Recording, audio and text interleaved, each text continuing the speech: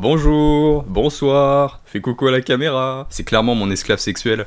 Bon alors mes amis, j'espère que vous allez bien, cette vidéo n'était absolument pas prévue. De base ça devait être un petit week-end de pause pour pouvoir sortir d'ici une semaine une vidéo iceberg. C'est une grosse vidéo qui va durer entre 1h30 voire même 2h30, je suis en cours de montage donc je devais pas sortir de vidéo. Mais là je suis désolé, ils m'ont sorti de ma retraite, je suis obligé de parler parce que qu'est-ce qui s'est passé là? Mais pour les fans de Scream, c'est du pain béni. Donc vous savez, Scream 7 a commencé son tournage, qui devrait se terminer vers le milieu du mois de mars. Et alors que ces derniers mois ont été plutôt riches en termes d'informations, puisqu'on savait à peu près la nature du scénario, avec un opus qui va se concentrer sur la famille de Sidney, qui va être tourmentée par des tueurs, et la fille la plus grande de Sidney va avec son entourage et ses amis vont être persécutés par un ou plusieurs Ghostface, ce qui va évidemment avoir des incidences sur Sidney Prescott, qui est peut-être d'ailleurs le personnage visé à travers sa fille, donc peut-être que la fille va subir les conséquences de la mère et que ça fera un écho avec l'histoire de Sidney Prescott par rapport à sa mère Maureen Prescott, puisqu'en quelque sorte tout ce que va subir Sidney c'est par rapport à ce qu'a vécu malheureusement sa mère Maureen. Donc le parallèle il peut être intéressant parce que dans la famille des Prescott en fin de compte, s'il se passe quelque chose par rapport à la fille, c'est toujours en quelque sorte la faute, et je mets de gros guillemets, de la maman. Et alors que c'était déjà assez croustillant, qu'on avait quand même pas mal de choses à se mettre sous la dent, qu'est-ce qu'ils viennent d'annoncer? Le retour du personnage de Roman, ainsi que le retour du personnage le plus attendu de l'ensemble des fans de la saga, Stu Macher. Et au moment où je tourne cette vidéo, on est vendredi, c'est-à-dire que depuis il n'y a eu aucune autre annonce, donc vous étonnez pas si au moment où ça sort, c'est-à-dire dimanche, il y a eu d'autres annonces, parce que moi je m'attends quand même à l'officialisation du retour de Billy Loomis. Je vais essayer de vous expliquer ça rapidement, mais ça me paraît très bizarre qu'il y ait le retour de Roman, qu'il y ait le retour de Stu, et qu'il n'y ait pas le retour de Billy, en sachant que c'est un peu le trio légendaire. Parce que si on a eu le droit à la trilogie principale de Scream, avec évidemment la création de Ghostface, c'est en partie dû à ces trois Gugus. On va faire l'histoire en rapide, mais dans l'idée, on a Maureen Prescott qui va faire une carrière à Hollywood, qui va se faire complètement harceler au sein d'un système hollywoodien complètement corrompu, et c'est pas seulement du harcèlement moral, c'est évidemment des harcèlements sexuels. Du fait de ces abusements, elle va carrément accoucher d'une personne, et ce personnage qui va naître de la main ou du vagin de Maureen Prescott, ça va être tout simplement Roman, qui est donc le grand frère de Sidney, mais qui va être abandonné par Maureen Prescott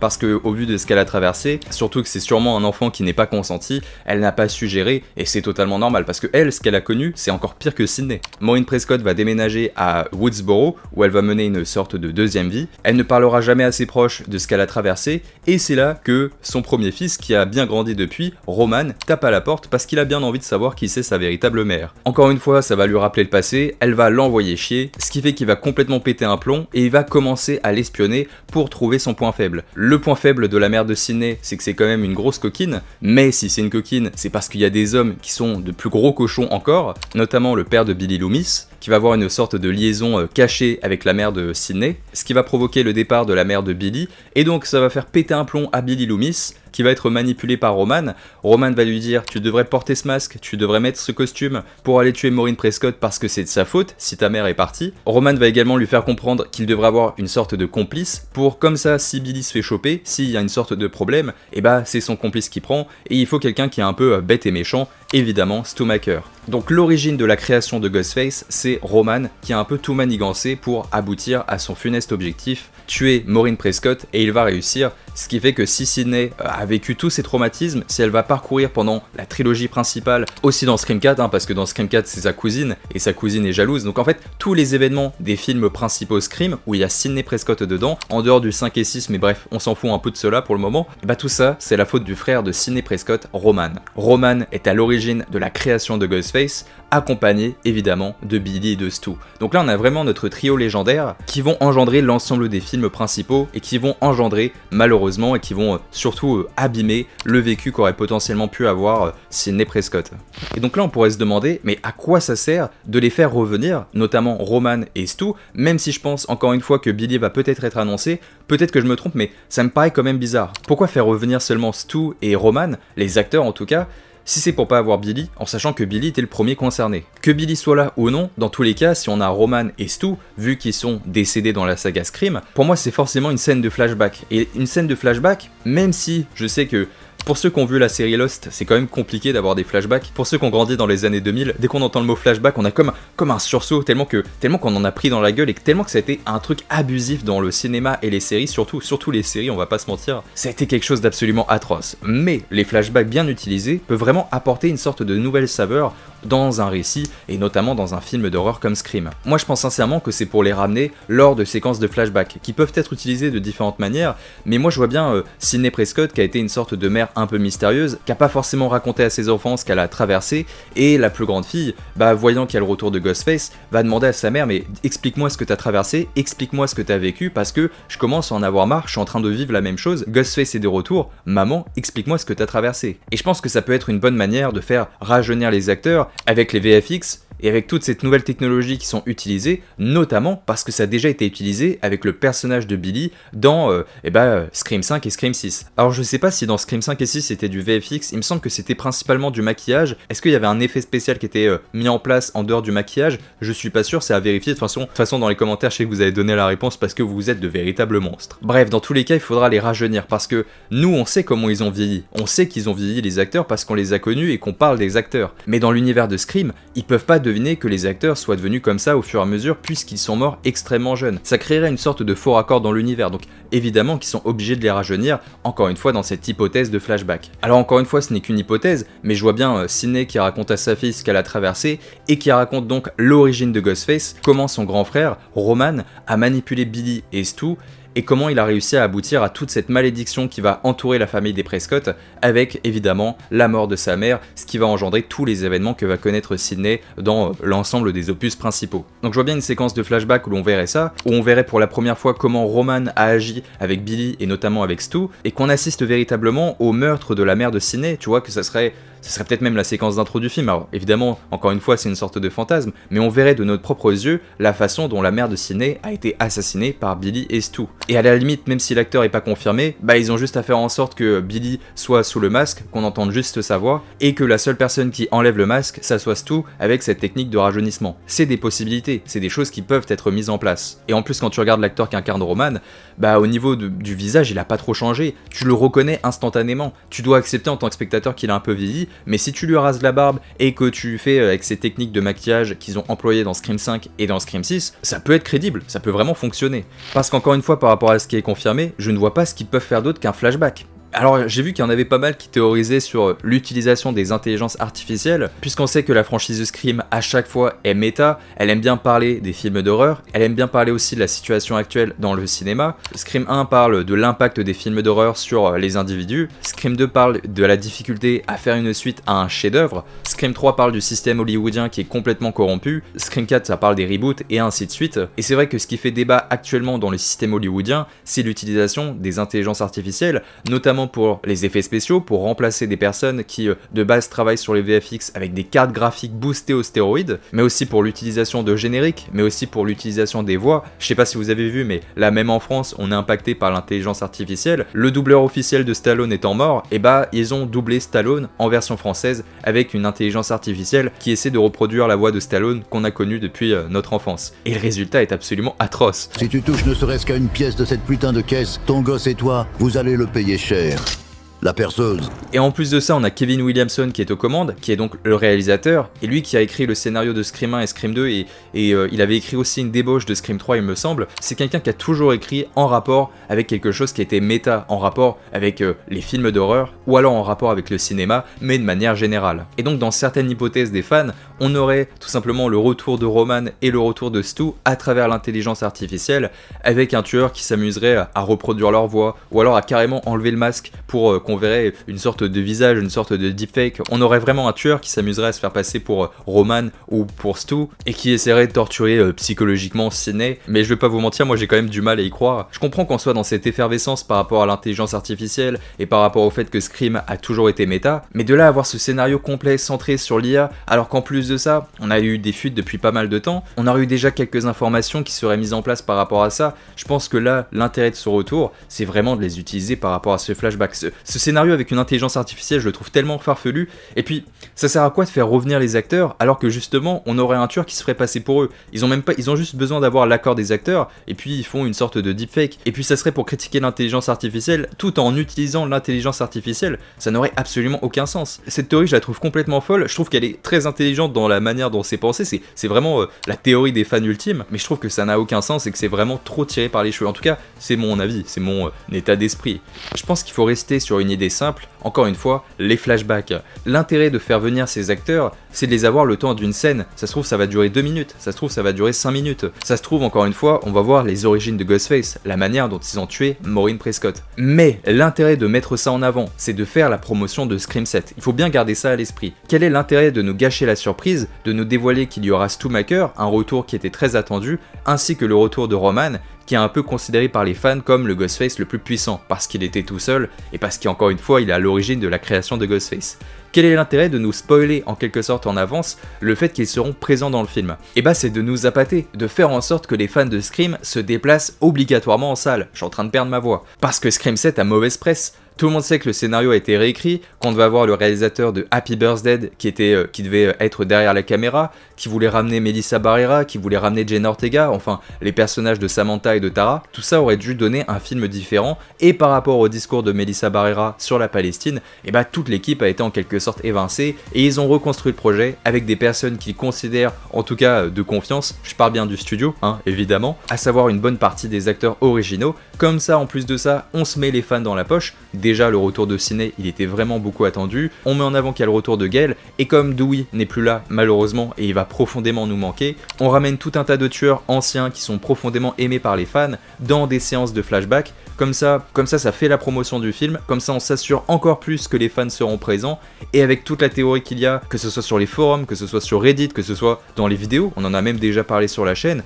du retour de Stu Macker étant le personnage le plus attendu en tant que retour, bah là ça va faire parler les fans, ça va attiser la curiosité, et c'est presque une certitude que le film va cartonner en salle. Dans tous les cas ça allait cartonner parce que c'est Scream, mais là ça va encore plus pousser la curiosité, et quand tu vois un film comme Halloween Kills qui a fait énormément parler par rapport à la séquence de flashback qu'il y avait dans l'introduction, et qu'ils ont réussi la prouesse rien qu'avec le maquillage de ramener un personnage aussi important que le Dr Loomis, tu te dis que s'ils arrivent à faire ça avec Scream, qui a toujours été présent, qui est encore plus connu qu'Halloween, en tout cas actuellement je veux dire, et que s'ils réussissent à intégrer une séquence de flashback avec les acteurs, et qu'en plus de ça c'est crédible, que ce soit au niveau du maquillage ou des effets spéciaux, ça va forcément cartonner. C'est un moyen de se faire pardonner, mais n'oubliez pas, c'est surtout un moyen de vous attirer en salle. Et là on va terminer la vidéo sur une théorie ultime, ce que je pense qui peut potentiellement se produire, mais quel est l'intérêt de ramener Roman, et surtout quel est l'intérêt de ramener Stu Macker, en sachant que c'est plutôt Billy qui est considéré comme le Ghostface principal. Stu a toujours été considéré comme le personnage un peu mis sur le côté, et d'ailleurs Roman, s'il l'a intégré à la team de Ghostface, c'est parce que Billy avait besoin d'un complice au cas où s'il se faisait choper. C'était vraiment Stu, le personnage un peu manipulable, on peut faire un peu tout ce qu'on veut avec, on peut avoir une emprise psychologique sur lui, t'as compris, il a toujours été considéré comme l'espèce de boulet de la bande. Quel est l'intérêt de faire revenir Stu Macker? En sachant qu'ils ont déjà eu l'acteur qui incarnait Billy dans Scream 5 et 6, donc ça devrait être facile pour eux de le faire revenir. Et puis l'acteur il adore son rôle, il fait encore des conventions par rapport à ça, enfin il est encore une fois intégré au personnage. L'intérêt de faire revenir Stu, c'est de le présenter dans des séquences de flashback, qu'on montre comment par exemple la mère de Sidney est morte par le passé, qu'on voit que c'est aussi en partie de la faute de Stu, parce qu'il y a pas mal de spectateurs qui vont aller voir Scream 7 sans avoir vu les premiers films, et qui savent pas forcément qui c'est Stu Macker, mais il y a aussi tout un tas de spectateurs qui vont aller voir Scream 7 en ayant simplement vu Scream 5 et Scream 6. Donc encore une fois c'est une sorte de fantasme, et gardez bien à l'esprit qu'on est dans des théories. On aime bien avoir des théories farfelues parfois. L'intérêt de faire revenir Stu Macker dans des flashbacks, c'est de le présenter à tout un tas de personnes qui ne savent pas qui c'est de base le personnage. Quand t'es fan de la saga, tu vas voir ça, tu vas voir ce phénomène de joie, tu vas être trop content. Mais si tu ne connais pas le personnage, bah tu t'en fous. Donc supposons que Stu soit toujours vivant, et que ça soit véritablement lui qui soit le coupable, et qui soit le grand méchant de Scream 7, et pourquoi pas de la trilogie qu'ils essaient en tout cas de construire selon les rumeurs. Supposons qu'à la fin de Scream 7, on découvre que c'est Stu Macker, le grand méchant, qu'il n'est pas mort, qu'il a été enfermé dans un asile, qu'il s'est échappé, enfin bref, il trouve une sorte d'idée farfelue qui rend le tout à peu près crédible, et me parlez pas de crédibilité quand dans Scream 5 et dans Scream 6, on a Chad qui se prend 1 milliard de coups de couteau et qui reste en vie. Me parlez pas de crédibilité, ça fait bien longtemps que Scream n'est plus vraiment crédible, et je dirais même que c'est depuis Scream 3 où il y avait quand même des situations assez farfelues. Supposons que les fans aient raison, et que Stu soit véritablement le grand méchant de Scream 7. Encore une fois, d'avoir des flashbacks, ça va permettre d'introduire le personnage à des toutes nouvelles générations de spectateurs qui n'ont soit jamais vu un épisode de Scream et qui vont découvrir la franchise pour la première fois avec Scream 7, mais aussi pour les spectateurs qui n'ont vu que seulement Scream 5 et Scream 6. Faut bien que ces nouveaux spectateurs, ils ne soient pas perdus, parce que si à la fin de ton film tu révèles que c'est Stu le méchant, les personnes qui n'ont pas vu Scream 1, ils vont te dire mais c'est qui ce mec là? Mais attendez les gars, j'ai été voir Scream 7 mais j'ai jamais vu Scream 1, mais comment je suis censé comprendre? Tu peux facilement perdre les nouvelles générations. Donc la séquence de flashback, on te l'annonce, on te la met clairement en avant avec cette promotion qui est en cours, on t'annonce le retour de Roman, on t'annonce le retour de Stu, mais cette séquence de flashback qu'on te spoil presque en avance pour faire la promotion du film, elle sera faire en sorte que la révélation du tueur à la fin du film, qui s'avère être Stu Macker, ne soit pas trop étrange. Comme ça tout le monde comprend, c'est introduit avec un flashback en début de film ou au milieu du film, et à la fin t'es quand même surpris parce que tu te disais ah bah ils ont simplement appelé les acteurs pour cette séquence de flashback, et puis à la fin tu découvrirais que Stu a toujours été en vie depuis le début, que finalement il a bien vieilli, qu'il a bien vécu le cochon, et ça crée un film qui est à peu près, encore une fois je dis à peu près cohérent, parce que il est introduit dans un flashback, et à la fin on te le révèle. Voilà, ça crée une espèce de cohérence où on te dit bah tu vois, tu peux l'accepter quand même. Ça se trouve ça sera pas du tout ça, ça se trouve on part totalement en couille, et je pense que ces théories là, ça fait quand même pas mal de temps qu'on a l'impression de partir en couille. Le retour de Stu, j'ai l'impression qu'on l'entend depuis la sortie de Scream 5, c'est quand même une sacrée dinguerie quand on y pense. C'est la théorie la plus populaire des fans sur Reddit et sur tous les forums américains. Mais là quand même, déjà que Scream 6 nous titillait le retour de Stu avec certaines répliques de certains personnages, oui, si on croit à la théorie qu'il est mort, c'était le personnage de Kirby qui prononçait cette réplique, c'était clairement là pour te titiller en tant que fan, pour te dire hey, toi qui penses à cette théorie comme quoi il est encore vivant, hey, continue d'y croire, petit bâtard. Mais là on te ramène l'acteur, là on te ramène en plus de ça Roman, qui est la création de Ghostface. Si le retour de Billy n'est pas acté, je pense qu'on va quand même avoir cette origine de la création de Ghostface dans un flashback, avec encore une fois Sidney qui va expliquer la chose, et à la fin, pourquoi pas, la révélation finale, Stu Macker en tant que grand méchant. Ça paraît de plus en plus crédible. Je suis désolé, mais quand on voit que l'acteur revient, que l'acteur aussi a un peu joué, Matthew Lillard, il nous a un peu teasé ça dans des émissions, il arrêtait pas de dire oui, Stu, il est définitivement vivant. Tout ça crée une effervescence, et il faut garder à l'esprit qu'ils essaient de se rattraper par rapport à toute la mauvaise presse que possède Scream 7. Encore une fois, par rapport au départ de Melissa Barrera et de Jenna Ortega, par rapport au fait que le film aurait dû sortir bien plus tôt, et qu'il a été décalé de mois en mois, et je dirais même d'année en année, par rapport à toute cette mauvaise presse, ils sont obligés de rassurer les fans, et ils sont obligés de donner aux fans ce qu'ils souhaitent. Et ce que souhaitent le plus les fans, c'est le retour de Stu Macker. Et ce retour-là, il y en a beaucoup qui ne le comprennent pas. Mais en fait, Scream 5 et Scream 6 ont eu des révélations de tueurs qui étaient pour beaucoup assez décevantes. C'est pas des tueurs qui sont marquants. Quand tu regardes toute la chronologie des tueurs de la saga, Scream 5 et 6 ils sont clairement en dernier plan, c'est pas des tueurs qui sont attachants, c'est des tueurs où même Scream 6 c'est assez gros ce qui se passe dedans, et pour moi Scream 6 c'est un film qui aurait pu être extraordinaire s'il y avait une révélation des tueurs qui soit beaucoup plus crédible et qui soit, je sais pas, qui apporte quelque chose à la mythologie en fait. Parce que les tueurs de Scream 5 et de Scream 6, ils ne sont pas du tout liés au trio principal de la trilogie Scream. C'est des tueurs qui n'apportent rien en fait. Pour être sûr de donner ce qu'ils veulent aux fans, faire du fanservice, parce que c'est du fanservice, oui, ramenez Stu, bah je pense que c'est de plus en plus crédible. Voilà à peu près toutes mes hypothèses, donc vous voyez c'est une vidéo qui est un peu bordélique, c'est une vidéo qui est un peu courte, c'est pas facile d'expliquer ce qu'on pense véritablement, et sans que ça paraisse trop grossier, parce que je sais que dès que tu parles du retour de Stu, les gens se foutent de ta gueule, mais moi aussi je faisais partie de ces gens là qui disaient mais il est mort, faut qu'on passe à autre chose, ils vont jamais faire ça. Mais avec tout ce qui s'est passé, l'annonce des acteurs, je sais pas, tout ça devient de plus en plus crédible en fin de compte, et je me dis que pour se rattraper de tout ce qui s'est passé, bah c'est le plus crédible. Et encore une fois, cette scène de flashback, avoir une scène de flashback, elle est importante pour introduire Stu Macker auprès d'une nouvelle génération de spectateurs. Comme ça, t'es sûr qu'à la fin, quand le tueur enlèvera ce prestigieux masque, t'es sûr que tout le monde comprend ce qui se passe. Parce que t'introduis Stu au début du film avec un flashback pour les nouvelles générations, et en même temps les fans, ils se prennent leur petite dose de nostalgie, et à la fin tout le monde comprend quand c'est Stu, qui est bien plus âgé, qui se dissimule sous le masque. Supposons que Stu soit vraiment de retour, et que c'est lui qui est révélé comme étant la personne qui se dissimule sous le masque de Ghostface à la fin du film, il faut absolument pas le tuer. Ne le tuez pas, ne faites pas en sorte que Scream 7 se termine par la mort de Stu. Ah non, faut soit qu'ils soient enfermés en prison mais qu'ils restent en vie, comme ça, à partir de la prison, tu fais un Scream 8 et un Scream 9 où c'est Stu, la tête pensante, et qui continue de manipuler des personnages tout en étant en prison pour torturer Sidney Prescott, ou alors faut qu'ils réussissent à s'échapper et que pour la première fois, on a un Scream qui se termine mal, avec une Sidney Prescott qui perd peut-être sa fille, qui perd peut-être des proches, et qui sait que le tueur est toujours en liberté, et comme ça tu sors au bout d'un an Scream 8, et tu conclus par Scream 9 avec une trilogie finale où ça serait Scream 7, Scream 8 et Scream 9, la trilogie où c'est Stu Macker, le tueur final. Ça serait absolument incroyable. Et tu vois, ce fantasme-là, auparavant, il n'était pas crédible. Mais avec toutes ces annonces, et avec tout ce qui se passe, le fait qu'ils essaient de rassurer les fans, je me dis que potentiellement, ça devient de plus en plus crédible. Parce que tu peux pas faire revenir Stu pour le tuer dans Scream 7 et qu'il revienne juste le temps d'un film. La rumeur d'une trilogie, elle est de plus en plus crédible. On avait parlé dans ma dernière vidéo du fait que Sidney Prescott, Neve Campbell aurait signé pour plusieurs films et qu'ils essaieraient de planifier qu'il y ait toujours une sorte d'ouverture dans le scénario pour pouvoir faire rapidement Scream 8 et Scream 9. On a besoin de tueurs qui apportent véritablement de la substance et quelque chose d'encore plus profond à la saga. Moi je suis désolé, mais c'est à la fin de Scream 7 on apprend que c'est juste le petit copain de la fille de Sidney qui est le tueur, mais j'en ai rien à foutre, on ne peut pas avoir ça. On a besoin d'avoir quelque chose qui soit relié à la mythologie de base. Et le seul moyen qu'ils ont en leur possession de relier tout ça à la mythologie de base, c'est pour le moment de faire revenir le personnage de Stu. Pour moi, c'est la seule solution.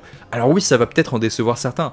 Certains vont se dire, bah du coup la fin de Scream 1 elle est gâchée, on le tue pas vraiment. Vous voulez que ce soit Lex ou le petit ami de la fille de Sidney? Vous voulez que ce soit un étudiant qui est fan de stab et qui pète un plomb à cause des films d'horreur? Enfin, vous pouvez pas demander ça. Quitte à avoir quelque chose de farfelu, je préfère que ce soit du fanservice. Et pour moi le retour de Stu, s'il est bien amené, et encore une fois, on est que dans des hypothèses, hein. Ça se trouve je dis que de la merde depuis tout à l'heure, le retour de Stu, ça serait du fanservice, mais si c'est bien amené, je pense que ça peut être crédible, à peu près crédible. Parce que tout le monde dit que Scream c'est réaliste, alors oui, Scream 1 c'est à peu près réaliste, Scream 2 ça allait encore, mais à partir du 3, du 5 et du 6, le réalisme, bon, on l'envoie un peu chier. Donc voilà à peu près mes théories ou mes fantasmes par rapport à l'annonce du retour de ces deux acteurs. Je sais pas s'ils vont faire ça, je sais pas si je suis dans le vrai, je suis sûrement dans le faux, et j'espère être dans le faux en fait, parce que je m'en fous d'avoir raison. Le but de ces vidéos, c'est complètement d'être dans le fantasme, c'est de s'amuser. Quand tu attends un film, quand t'attends vraiment un film et que t'es fan et qu'on parle d'une franchise qui t'a bercé depuis le début de ton enfance, bah moi j'adore aller sur les forums, j'adore discuter avec des fans qui ont des théories, qui ont des... On en a parlé sur le Discord, il y en a plein qui parlaient du retour de Jill, etc. Et d'ailleurs je vous invite à rejoindre le Discord parce que depuis cette annonce là, depuis l'annonce du retour de Stu et de Roman, on est en effervescence et on adore en parler, on adore fantasmer encore plus. Et tu vois, de partager toutes ces idées un peu saugrenues qui font presque fanservice et qui font un peu, tu vois, si nous on nous mettait aux commandes en tant que fan de Scream, on ferait sûrement n'importe quoi, tu vois, on ferait revenir un peu tous les personnages, mais ça fait partie de l'attente, ça fait partie de l'esprit de fan, tu vois, c'est de la fiction, tu vois, ça fait toute une effervescence où on est content et on fantasme encore plus sur ce que va être potentiellement ce Scream 7. Bah écoutez, voilà les amis, j'ai hâte d'avoir vos retours par rapport à ces annonces. Au moment où je tourne la vidéo, ça se trouve, il y aura l'annonce de nouveaux acteurs, là, ça se trouve dans 2 heures, ils vont dire qu'il y a Billy qui est de retour. Alors si Billy est de retour, ça va peut-être un peu plus confirmer mes théories, parce que pour moi, il manquera juste le personnage de Billy pour que cette théorie du flashback soit absolument parfaite, et puis même de faire revenir Stu avec... un côté plus âgé, si c'est vraiment lui dans cette hypothèse saugrenue qui se cache derrière le masque à la fin de Scream 7, ça pourrait un peu réinventer le personnage. Parce qu'encore une fois, ce que je disais tout à l'heure, Stu Macker a toujours été vu comme le boulet qu'on mettait sur le côté et on pouvait s'en servir au cas où on tombait, bah c'est lui qui prenait pour les flics. Supposons qu'il se soit caché, supposons que... je sais pas, peut-être qu'il a eu des séances de thérapie, est-ce que Sidney était au courant depuis le début qu'il a survécu? On sait pas. Bah ça pourrait réinventer un peu son personnage et qu'on le voit de façon plus mature, plus perfide, qu'on voit qu'il est devenu plus intelligent, qu'il arrive à concocter des plans mais complètement zinzin. On pourrait transformer un petit peu son personnage pour plus que ça soit l'éternel boulet qu'on met sur le côté. On va s'arrêter là. Encore une fois, je suis un peu désolé du côté un peu bordélique de cette vidéo, mais j'étais obligé d'en parler, j'étais obligé d'allumer ma caméra et qu'on parle de cette annonce, ou plutôt de ces annonces, parce que c'est quand même quelque chose. Les prochaines vidéos seront beaucoup plus travaillées, mais j'espère que ce format vous plaît quand même. N'hésitez pas à me mettre en commentaire toutes vos théories et ce que vous pensez de ce Scream 7. J'ai hâte de vous parcourir, de vous découvrir, de voir si vous êtes excité, ou si au contraire cette nouvelle vous a complètement plombé l'ambiance. D'ici là, moi je vous invite à prendre soin de vous, je vous fais des gros bisous, à la fois sur la fesse gauche et sur la fesse droite, et je laisse la petite raie des fesses pour la personne qui partage ou partagera votre vie à l'avenir. Du bonheur, c'est tout ce que vous méritez. Bref, on va s'arrêter là. Des gros bisous les amis. Mouah, ciao bene.